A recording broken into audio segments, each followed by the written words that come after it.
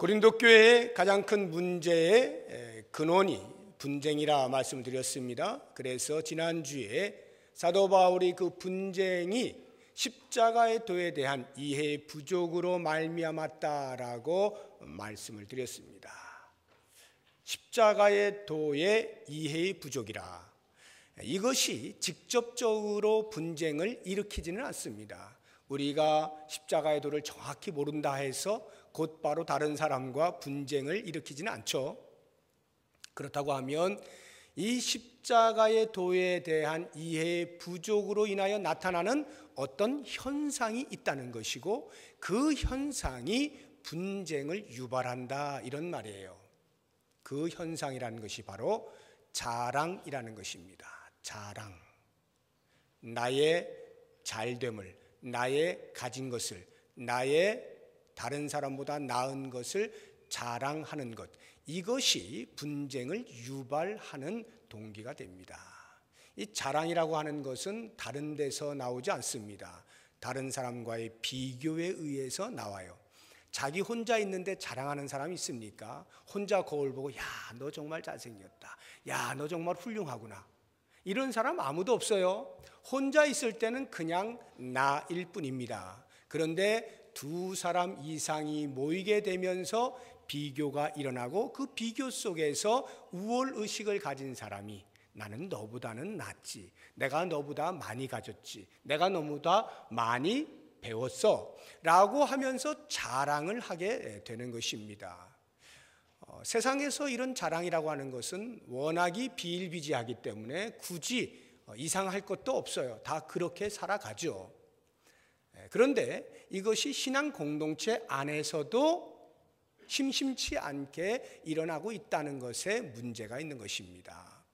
내가 너보다 신앙의 연륜이 깊지, 내가 너보다 훨씬 봉사를 많이 하지, 내가 너보다 훨씬 중요한 일을 하고 있지, 내가 너보다 은사를 많이 가졌지, 이런 것들로 비교하면서 자랑을 할 때 그 공동체가 점점 분쟁의 씨앗으로 나아가게 되는 것입니다. 고린도 교회가 그랬어요.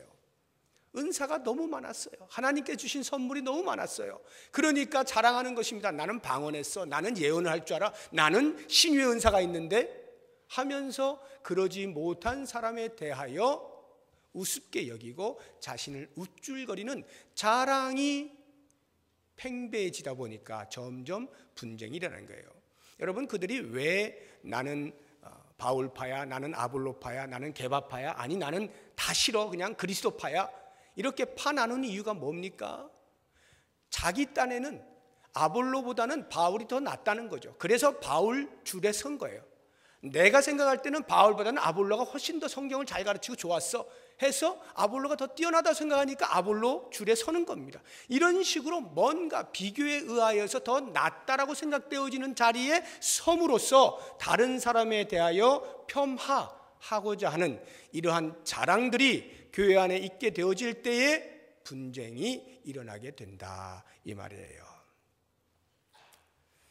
이 비교병, 내가 너보다 나아라고 하는 이것이 오늘날 현대인들에게 사탄이 공격하는 주요 무기 중에 하나가 된다는 것을 잊으면 안 됩니다.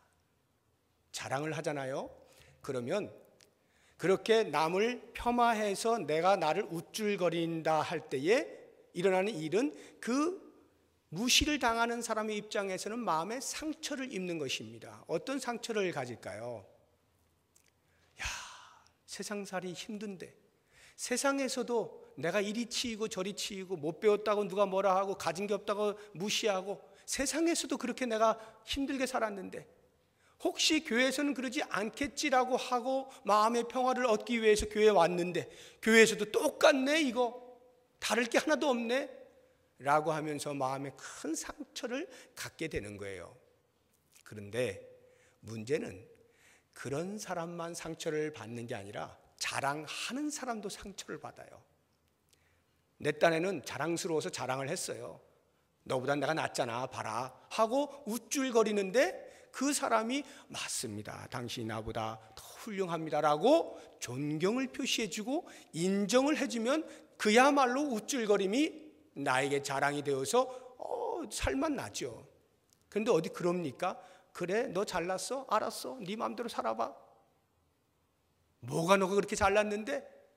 이렇게 하고 존경은커녕 오히려 더 흥하고 콧방귀를 끼고 인정을 안 해줘 버릴 때, 내 딴에는 인정받을 거라고 자랑하고 내 딴에는 존경받을 거라고 한 말인데 상대방이 그렇게 대우해 주지 않으니까 그것에 대하여서 내 마음에 큰 상처가 또 남는 거예요.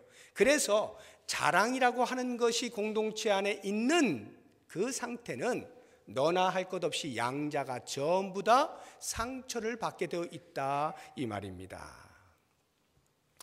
이런 공동체는 서로에 대하여 불신과 반목과 미움들이 있기 때문에 그것이 쓴뿌리가 되어서 아주 메말라 비틀어진 그러한 열매를 맺거나 아니면 아예 열매를 맺지 못하는 나무와 같이 황량한 공동체가 되고 마는 것입니다.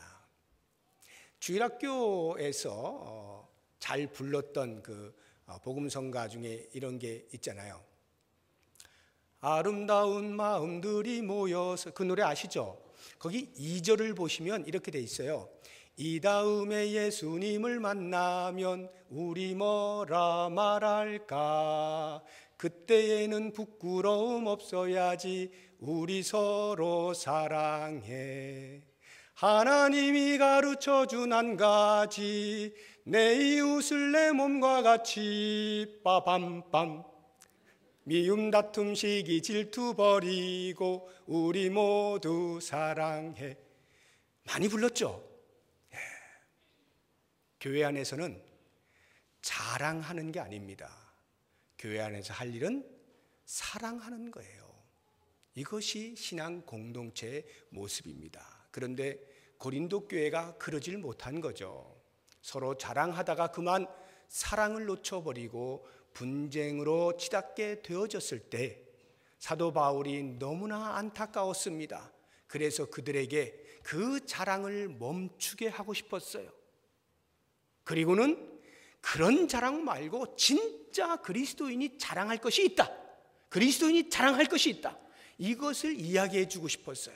그래서 바울이 그들에게 한마디로 요약해서 제일 처음에 던진 말이 26절 처음에 나오는 형제들아 너희를 부르심을 보라, 이 말이에요.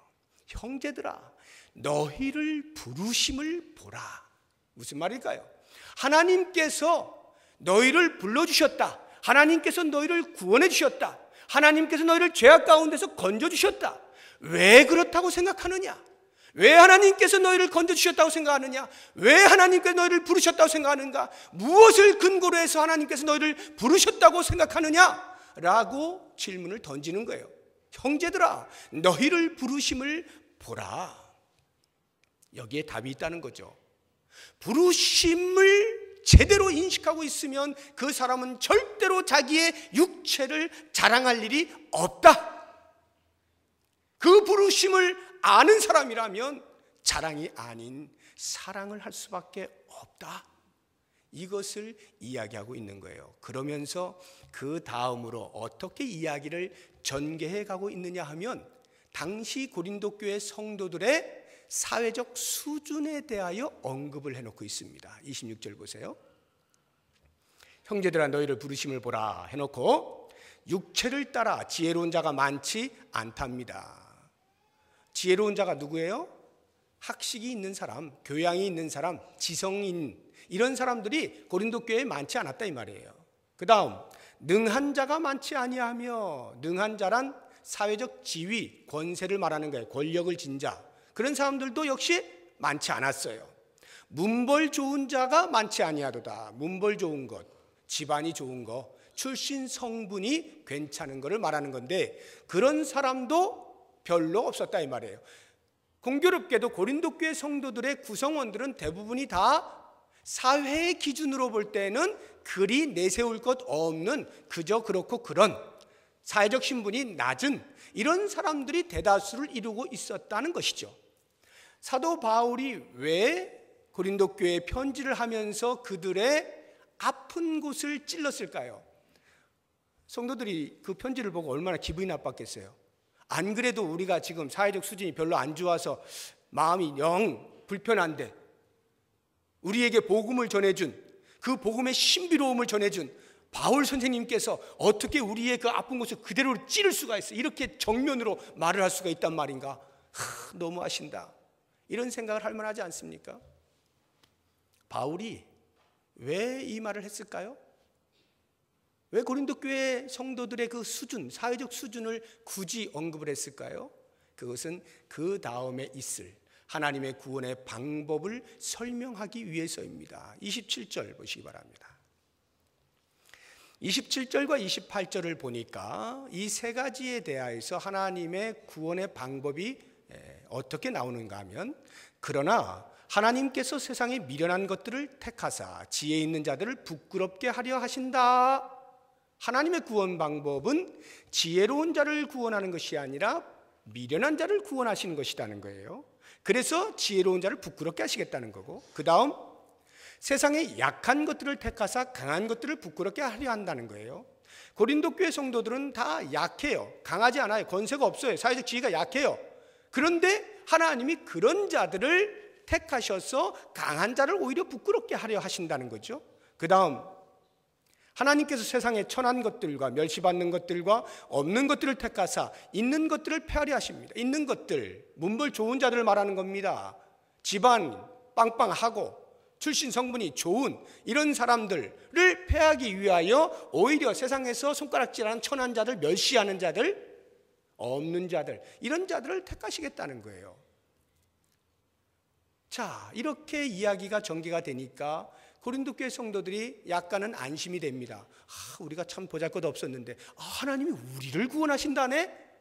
이렇게 안도의 한숨을 내쉬고 있는 사이에 반대로 고린도 교회 성도들이 전부 가난한 건 아니잖아요. 전부 무식한 건 아니잖아요. 나름대로 학식이 있는 사람도 있고 나름대로 권력이 있는 사람도 있고 몇몇 소수는 있다 말입니다. 그럼 그런 사람들이 볼 때는 이건 뭐야? 그럼 우리가 지금 구원받은 건 이건 뭐지? 하고 또 그 사람들이 기분이 나쁠 수가 있겠어요. 사도 바울이 왜 이렇게 할까요? 지금 기분 나쁘게 만들어서 뭐 좋은 게 있다고 이렇게 할까요? 사도 바울의 목적은 사회 기준으로 이렇고 저렇고 하는 그 차별을 이런 차별이 있어 라고 이야기하는 것을 목적하고 있는 것이 아닙니다. 지금 부르심에 대하여서 고린도 교회 성도들로 하여금 너희가 어떻게 부르심을 받았느냐라고 하는 이 부분을 정확하게 알게 하시기 위해서 말씀하고 있는 거예요. 그런 면에서 지금 가만히 보시면 좀 부한 자들, 가지고 있는 자들, 사회적 수준이 있는 사람들이 이 말씀을 볼 때 하나님의 구원이 우리들에게는 없어? 우리들을 부끄럽게 하려고 오히려 저 가난한 자들을 세운단 말이야? 정말 이상하네? 라는 생각을 하게 만드는 이 말로 인하여서 하나님은 그러면 구원을 베푸심에 있어 차별이 있으시단 말인가? 이런 궁금증이 있지 않습니까? 이 차별은요, 정확히 이야기하면 역차별이죠. 차별이란 있는 자에 비하여 없는 자를 무시하는 이것이 차별인데, 지금 이거는 하나님께서 없는 자를 들어서 있는 자를 부끄럽게 만드시니까 역차별이라는 거거든요. 하나님이 과연 역차별을 하실까요? 가난한 자들이 차별을 받았으니까 그 차별을 대변해 주기 위해서, 그 차별을 위로해 주기 위해서 오히려 있는 자들을 부끄럽게 해서 역차별을 하시는 겁니까? 지금 하나님은 그런 역차별을 하시는 분이 아니에요. 하나님의 구원은요, 모든 사람에게 동일한 기회로 주어지는 겁니다. 부자든 가난한 자든 배운 자든 배우지 못한 자든 힘이 있는 자든 없는 자든 상관없어요. 모든 사람에게 동일한 기회로 주어지는 것이 하나님의 구원이에요. 실제로 우리의 삶 가운데 보십시오. 교회 안에 전부 가난한 사람만 있습니까? 아니에요. 부한 사람도 있어요. 부한 사람 가운데서 정말로 하나님을 잘 섬기고 그 재물로 하나님의 영광을 위해서 아름답게 쓰는 사람들이 없지 않습니다. 배운 학식을 가지고 어떻게 하면 성도들을 섬길까, 세상을 섬길까 진실한 그리스도인으로서 살아가는 지성인들이 적지 않습니다. 그렇다고 한다면 과연 사도 바울은 왜 이런 말을 해서 있는 자들을 불편하게 만드는가 하는 것입니다. 여기에 하나님의 역설이 있어요. 하나님의 역설. 사도 바울은 그것을 본 것입니다. 어떤 역설이냐? 세상에 이치가 있습니다. 세상이 정해놓은 가치의 기준이 있습니다. 그런데 그것들이 죄로 인하여서 타락한 인간들에 의하여 왜곡이 된 것이다 라고 하는 것을 반증을 하는 거예요. 왜 하나님께서 없는 자를 들어서 있는 자를 부끄럽게 만드시는가? 그것은 세상이 그 이치가 있는 자들이 당연히 구원받지 않겠나? 배운 자들이 당연히 구원받는데 조금이라도 더 도움을 얻지 않겠나? 좀 더 유리하지 않을까? 라고 생각하는 그 당연하다고 생각되는 그것을 하나님께서 깨부수기 위하여 일부러 연약한 자를 들어서 강한 자를 패하는 형식의 구원의 방법을 소개하고 있는 거예요. 이것은 성경 전체의 흐름입니다. 여러분, 이스라엘 조상 아브라함을 보세요. 우리들에게는 믿음의 조상입니다. 이 아브라함이 우리에게 믿음의 조상이 될 만해서 처음부터 그렇게 조상이 됐나요? 아닙니다. 정말 형편없었어요. 그의 아버지 데라가요, 강 저편에서 우상 만드는 사람이었습니다. 우상 만드는 아버지 밑에서 아들이 뭐 했겠어요? 우상 만들었겠죠. 그 안에서 뭐 했겠어요? 우상 섬겼겠죠. 그런 것밖에 더 했겠어요? 아주 하나님이 보실 때는 도저히 쳐다보기도 싫은, 하나님이 가장 싫어하는 우상을 섬기고 만드는 그런 집안 사람이었어요. 그 아브라함을 하나님께서 갈대 우리에서 뽑아다가 가나안 땅으로 심지 않으십니까? 역설이에요. 그 아들들을 보세요. 이삭과 야곱. 하나님께서 아브라함의 아들로 이삭 전에 이스마엘을 주시지 않습니까? 그런데 이스마엘이 아니라는 거예요. 이삭이 너의 씨다는 거죠. 이삭에게 에서와 야곱 쌍둥이 형제가 있었습니다. 형 에서가 아니라는 거예요. 야곱이라는 거죠. 왜요? 계속해서 왜 하나님은 당신이 사용할 사람들을 차자를 선택할까요? 우리 인간들이 생각할 때는 장자가 그 일을 하는 게 이치에 맞는 거예요. 그런데 하나님은 그걸 깨부수겠다는 거죠. 그렇지 않다. 너희들은 왜곡된 가치 기준을 가지고 지금 판단하는 거야. 이제부터 내가 새로운 가치를 제시한다 하고는 하나님의 방식으로 일하는 것을 제시하는 거예요. 그게 차자 선택이에요. 그럼 모세를 보세요. 모세가 이스라엘을 이끌어내는 영도자로서 할 때 뭐 그만한 자질이 있어가지고 했다고 생각하십니까? 물론 젊었을 때는 꽤 준비가 된 사람이었어요. 그러나 그는 40년 동안 미디안 광야에서 희망도 포기하고 능력도 포기하고 아무런 삶의 의미 없이 그냥 양이나 치고 사는 그런 가장 밑바닥에 있던 사람입니다. 그 사람을 하나님이 불러다가 이스라엘을 인도하는 영도자로 세우죠. 다윗 왕은 어떻습니까? 이스라엘의 성군이라 예수 믿지 않는 사람도 이름을 말하면 아는 그 다윗이 처음부터 그런 사람이 아니에요. 그가 사무엘을 통하여서 기름 부음을 받고자 할 때에 이새의 집에서 아버지에게 이름조차 불리지 않고 처음에 등장도 하지 않는 목동치는 어린 아이였습니다. 아들 취급도 못 받은 그런 사람이었어요. 그런데 하나님께서 강권적으로 다윗을 불러다가 세우는 거 아닙니까? 기름을 부으시는 거 아니에요? 예수님의 12제자를 보세요. 그 12제자가 성령의 충만함을 받고 그때로부터 복음이 전 세계로 확산이 되어지고 오늘날까지 우리 대한민국도 이런 혜택을 받고 있지 않습니까? 이런 놀라운 기적의 역사들이 그 12제자를 통하여서 일어나게 되는데 그 12제자들이 실제로 출신 성분 보면 어떻습니까? 어부들이 대다수예요. 세리들, 사람들에게 손가락질 받던 사람들입니다. 왜 예수님께서 그런 사람들을 택하여서 이렇게 놀라운 기적의 역사의 주인공들로 삼아 두셨는가? 이 모든 게 다 역설이에요. 오직 그런 사람만이 하나님의 일을 할 수 있다라는 뜻이 아닙니다.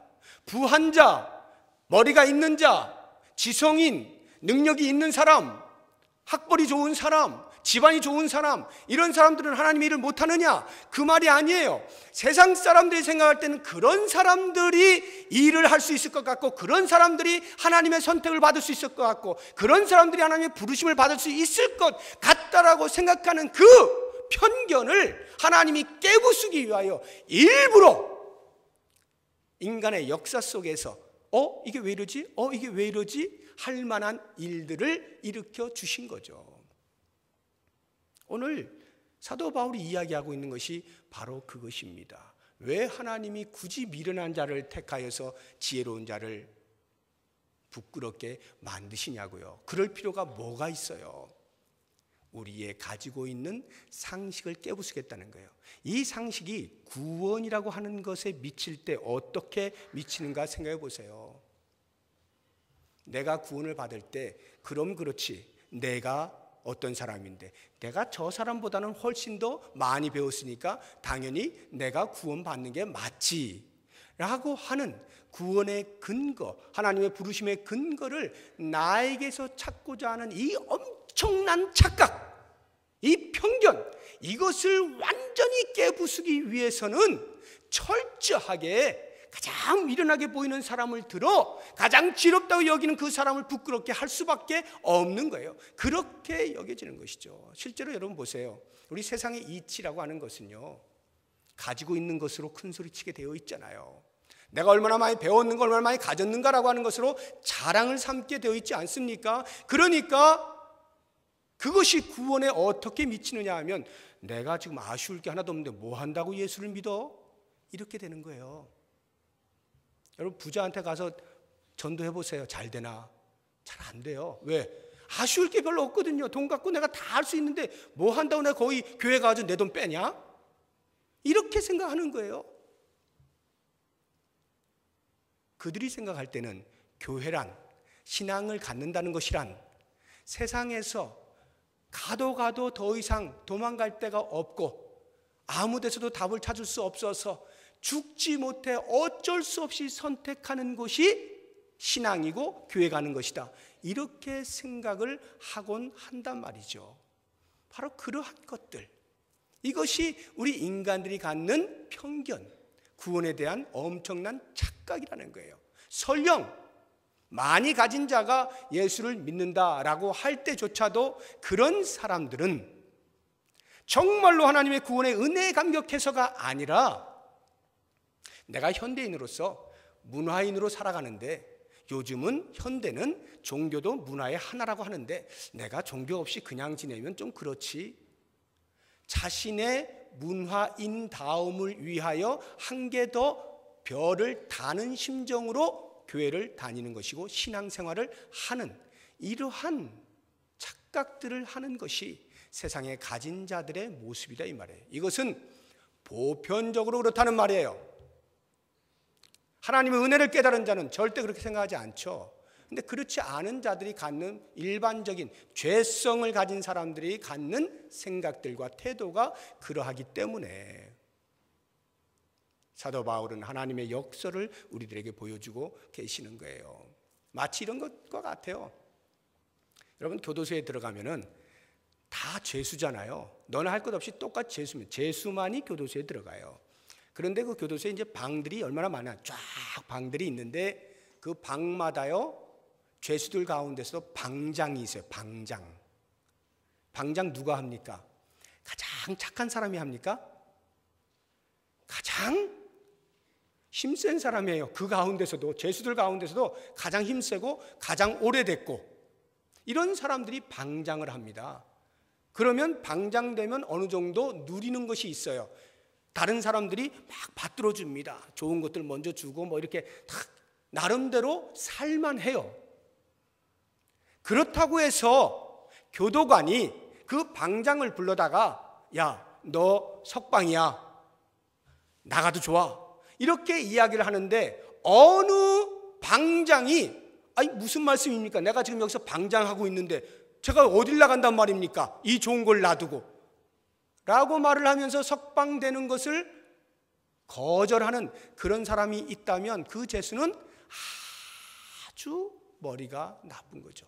미련하기 짝이 없는 것이고 어디가 진짜 자유인지를 알지 못하는 사람이잖아요. 자기 현재 누리고 있는 것 때문에 참 자유를 놓치고 있는 건 아닙니까? 마치 우리들이 이 땅에서 가지고 있는 것으로 자랑하고 의시되고, 그래서 하나님께서, 높으신 하나님께서 저 놀라운 영광스러운 하늘나라를 예비해 놓으시고 우리들을 초청하실 때, 얘야 이제는 이리로 와 라고 구원의 손길을 내미실 때, 마치 우리들이 아니 내가 가진 게 얼마나 많은데 이것으로 충분한데 무슨 하늘나라입니까? 그거는 다음 얘기고요. 일단 저는 여기서 누리겠습니다 라고 한다면 이 얼마나 어리석은 모습이겠냐 하는 거예요. 그런데 우리들이 다 그렇게 살아가는 세상 속에 있는 것입니다. 바로 그 세상의 영향을 받아 신앙 공동체 안에서도 이와 같은 자랑들이 나타나고 있다 이 말이에요. 자, 이런 상황 속에서 만약에 세상의 수준이 높은 사람들이 구원을 얻었어요. 신앙 공동체 안에서 봐라 내가 이렇게 구원받았다 라고 자랑을 할 때, 그렇지 못한 사람들이 보면 혼란스럽지 않겠어요? 야, 정말 하나님이 저 사람 정말 저렇게 똑똑하니까, 저 사람이 저렇게 물질이 많으니까, 저 사람이 저렇게 권세가 있으니까 그래서 구원해 주신 건가? 그러면 나를 구원하신 것은 이건 내가 부끄러운 구원을 받는 것인가? 혼란스러울 거예요. 굉장히 혼란스러울 거예요.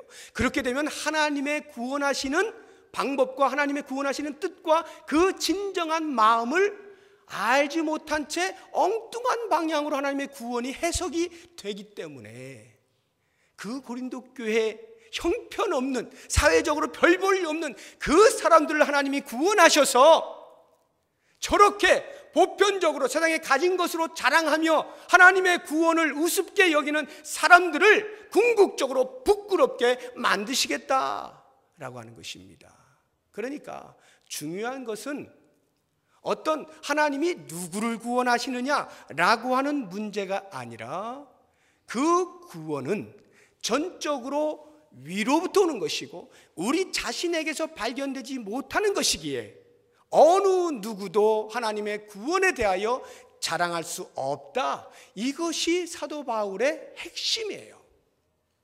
어떠한 외적인 조건이 하나님의 부르심에 영향을 미치지 못한다 이 말이죠. 우리가 어떤 모습으로 살고 있다 할지라도 그것이 하나님께서 구원을 결정하시는데, 누구를 부를까를 결정하시는데 영향을 미치지 못하고 오직 하나님의 전능하신 뜻과 그 능력으로서만 우리들에게 구원의 손길을 미치시는 것이고, 그것을 받아들이는 자가 하나님의 구원의 은혜를 힘입게 되는 것입니다. 바로 이것을 사도 바울이 역설을 통해서 우리들에게 알려주고 있는 것이죠. 우리의 상태에 상관이 없다는 것이 무슨 뜻입니까? 로마서의 표현에 의하면 로마서 5장 6절에 우리가 아직 연약할 때에, 8절에는 우리가 아직 죄인 되었을 때에, 10절에 보면 우리가 아직 원수 되었을 때, 하나님과 원수 되었을 때 하나님께서 예수 그리스도를 십자가에 못 박아 돌아가게 하심으로 그 그리스도 안에 있는 모든 자들에게 구원을 주시는, 우리를 향하신 당신의 사랑을 확증하시는 거예요. 에베소서의 표현에 의하면 2장 1절에 보면 우리가 허물과 죄로 죽었던 너희를 살리셨도다 말씀하심으로써 이미 우리는 죽은 자의 상태에서 하나님의 구원의 손길을 통하여 생명을 얻게 된 것임을 말하고 있는 것입니다. 죽은 자가 무슨 자랑할 것이 있겠어요? 오늘 본문의 말씀의 표현대로 하자고 하면 30절을 보십시오. 30절, 너희는 하나님으로부터 나서 그리스도 예수 안에 있고, 예수는 하나님으로부터 나와서 우리에게 지혜와 의로움과 거룩함과 구원함이 되셨다. 우리의 모든 지혜, 우리의 모든 의로움, 거룩함, 구원, 이 모든 것은 그리스도 안에 있을 때만 가능하다. 그리스도 안에 있는 우리를 그렇게 만들어 주셨다는 것이죠. 그러니까 우리는 결코 자랑할 것이 없어요. 29절, 이는 아무 육체도 하나님 앞에서 자랑하지 못하게 하려 하심이라. 그럼에도 불구하고 만약 우리가 신앙 공동체 안에서 자랑을 한다면 그 사람은 부르심을 정확히 알지 못하기 때문인 거예요. 하나님이 어떻게 나를 부르셨는지를 알지 못하니까 자랑을 하는 겁니다. 죽은 자가 자랑하면 얼마나 자랑하겠어요? 하나님과 원수된 자들이 자랑하면 뭘 자랑하겠습니까? 자랑할 게 없는 존재들인데 하나님의 은혜로 우리를 구원하셔서 하나님의 자녀 삼아 주셨으니 우리가 할 일이 뭐라는 거예요? 서로 사랑하는 것뿐이라는 말이죠. 그래서 사도 바울이 마지막으로 권면하는 것이 너희들이 정말로 자랑하고 싶으냐? 정말로 자랑하고 싶어? 그렇다면 이제 내가 진짜로 너희가 자랑해야 될 것을 말해줄 테니까 그것을 자랑해라. 더 이상 너희의 육체를 자랑하지 말고 이것을 자랑해라 라고 주신 말씀이 31절이에요 31절 다 같이 시작. 기록된 바 자랑하는 자는 주 안에서 자랑하라. 자랑하는 자는 주 안에서 자랑하라. 이것을 또 이렇게 오해하시는 분이 계셔요. 주 안에서 자랑하라. 주님 안에서 나의 가진 것을 자랑하고 주님 안에서 나의 권력을 자랑하고 주님 안에서 나의 집안이 빵빵한 것을 자랑하고 주님 안에서 하라고 이렇게 착각하시면 안 돼요. 여기 주 안에서 자랑하라는 말은 그런 거 자랑하지 말고 주님만 자랑하라는 말이에요. 주님께서 나를 위해서 어떻게 구원의 은혜를 베푸셨는지 그 부분에 대해서만 자랑을 하라는 것입니다. 내가 입을 벌리면 예수님만 노래하고 자랑하라는 거예요. 내 것을 내놓지 말라는 거예요. 내 것이 없다는 말이죠. 오직 주님만을 자랑하는 거예요. 여기 기록된 바라고 하는 말 있잖아요. 기록된 바 이 말은요. 이제 성경에서 여러분들이 읽으시면서 기록된 바라는 말이 나오면 언제나 그 뒤에 나오는 말은 어디에선가 다른 성경 어딘가를 인용한 것입니다라는 뜻이에요. 사도 바울이 자랑하는 자는 주 안에서 자랑하라 이 말을 어디에서 인용했다는 거예요. 그럼 어디겠어요? 그 당시에 사도 바울이 인용할 수 있는 곳은 당연히 구약이겠죠. 구약의 말씀을 인용했는데 그게 어딘가 한번 찾아봅니다. 예레미야서 9장입니다. 예레미야서 9장 1065쪽 구약성경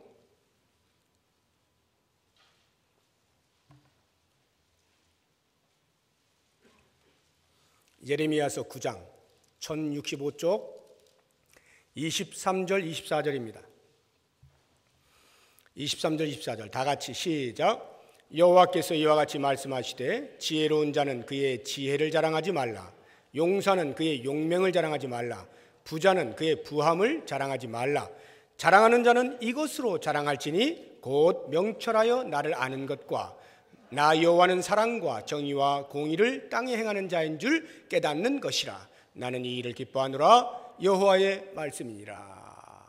예레미야의 입을 통해서 하나님께서 말씀하시는 게 뭡니까? 지혜 있다고 생각하느냐? 지혜 자랑하지 마. 네가 용맹하다고 생각하느냐? 그 용맹 자랑하지 마. 네가 돈이 많다고 생각해? 재물이 많아? 그거 자랑하지 마. 정말 네가 자랑하고 싶으냐? 그러면 이걸 자랑하는데 여호와를 자랑하라. 여호와께서 어떤 분이신가를 자랑하라. 네가 정말로 자랑하고 싶다면 여호와께서 어떤 분이신가, 나에 대하여 어떤 분이신가, 이것을 자랑하라는 거예요. 이와 같은 말씀을 사도 바울이 인용을 하면서 어떻게 살짝 바꿨어요? 자랑하는 자는 주 안에서 자랑하라. 여호와를 자랑하라. 여호와 아는 것을 자랑하라. 여호와가 어떤 분인가를 자랑하라. 예수 그리스도가 어떤 분인가를 자랑하라. 예수 그리스도가 나를 위해서 어떤 구속의 은혜를 베푸셨는가를 자랑하라. 예수 그리스도를 자랑하라. 이 이야기죠.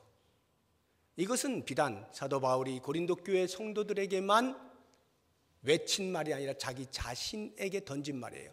자신의 신앙 고백으로 한 거예요. 나는 그리스도만을 자랑하겠다. 한번 찾아보죠. 고린도 전서, 고린도 후서, 그 다음 갈라디아서 6장입니다. 갈라디아서 6장 14절입니다.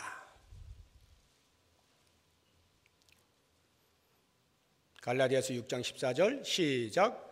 그러나 내게는 우리 주 예수 그리스도 십자가 외에 결코 자랑할 것이 없으니 그리스도로 말미암아 세상이 나를 대하여 십자가에 못 박히고 내가 또한 세상을 대하여 그러하니라.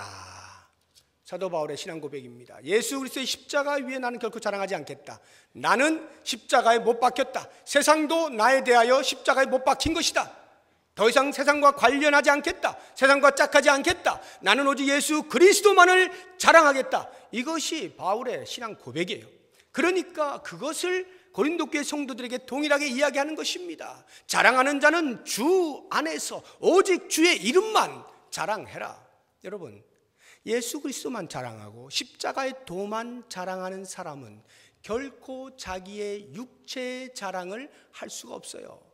자랑하는 자가 어떻게 십자가를 자랑할 수 있습니까? 십자가의 도를 자랑하기 위해서는 겸손해질 수밖에 없어요. 겸손하려고 노력해서가 아니라 겸손할 수밖에 없는 거예요. 그 그리스도의 십자가의 위대함과 그 능력을 아는 사람이 어찌 그 앞에서 내가 자랑할 것이 있고 교만할 수가 있겠어요? 저절로 겸손할 수밖에 없는 거예요. 그런 상태에서 우리 입에서 나오는 말, 우리의 행위 속에서 보여지는 것들이 전부 그리스도가 어떤 분인지, 그리스도가 나를 위해서 어떤 일을 행하셨는지, 그 놀라운 구원의 은혜들을 자랑할 수밖에 없다 이 말이에요. 그런데 이것이 비단 우리가 흔히 생각하고 있는 자랑거리들, 물질이나 학식이나 권력이나 이런 것들만 생각하시면 오산이란 말이에요. 그런 것들은 어느 정도 신앙의 수준에 있을 때는 극복이 됩니다.